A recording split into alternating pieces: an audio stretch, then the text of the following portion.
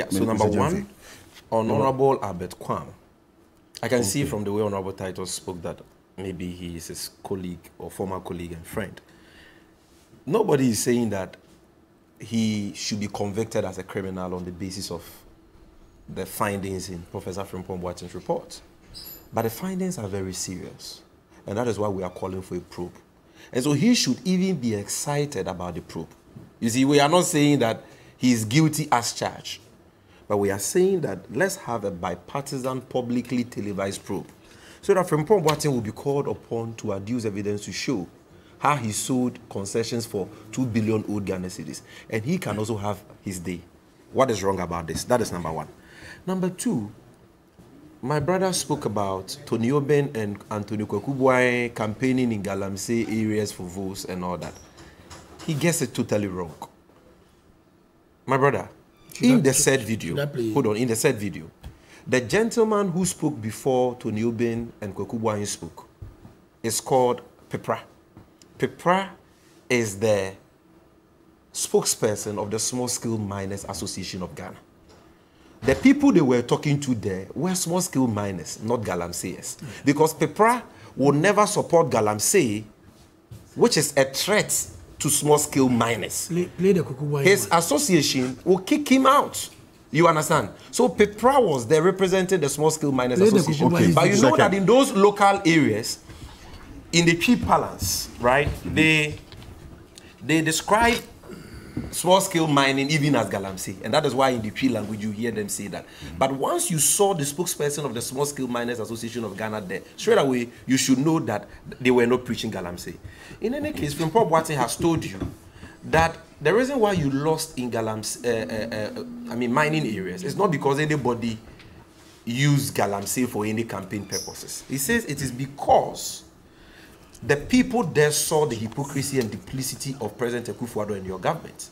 They saw how their environment, their forest reserves and water bodies were being destroyed by Chinese, who were being protected by the military, the police, and so on. And that is why they voted against you. So don't put this on Kwekubwai or anybody. Finally. In any case, we in the NDC have said that if you have any evidence that any NDC person is engaged in Galamsey, bring it, we will condemn it, call for their prosecution, and so on. Okay. No, please. Well, just last two points. Again,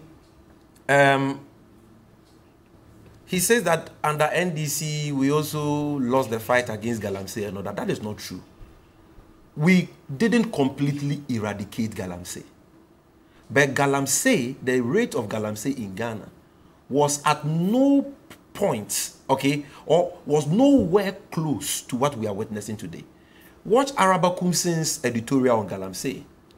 She shows you a snapshot of River Cobra in 2016 February under President Mahama vis-a-vis River Cobra in 2017. And you see from that editorial, that documentary, that River Cobra was crystal clear, same as River Pra. The pictures are there. The water bodies were not as polluted, as turbid as we are seeing them today under President Mahama.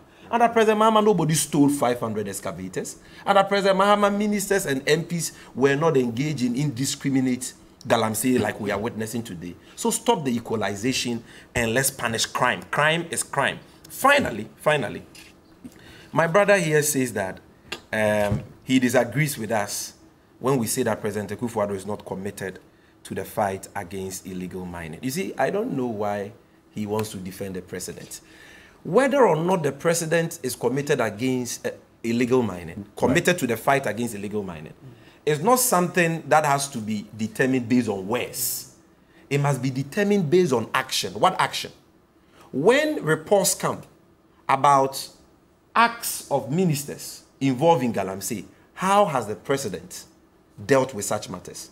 The ANAS, he promised to use his principle to fight Galamsey, published the Galamsey fraud documentary, which caught on tape a presidential staffer, Nanado's boy, Charles Bisu, extorting bribes from Chinese and other illegal miners.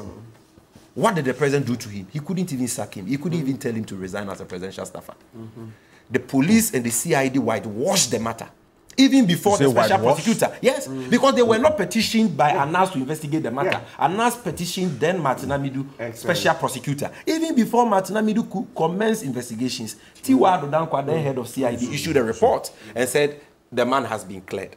And that is why I disagree with my brother when he says that this serious issue should be investigated by the police and the CID. Okay. The police, I'm concluding, cannot be judges in their own cause. Thank you. The police has been indicted in the report, the military has been indicted, and so what you need is an independent body, Office of Special Prosecutor, and Parliament launching a full-scale, publicly televised bipartisan probe so that everybody can have their day. Protozwa, Lord Kome, the Chief of Staff, all these ministers can have their day to mount their defense, and Frimpong-Boateng and others who have evidence of their complicity in Galamsey can also mount their defense. In fact, that is the way we should approach this conversation. That on the path of law, and I'll bring him back to let me bring it on. Just 5 seconds.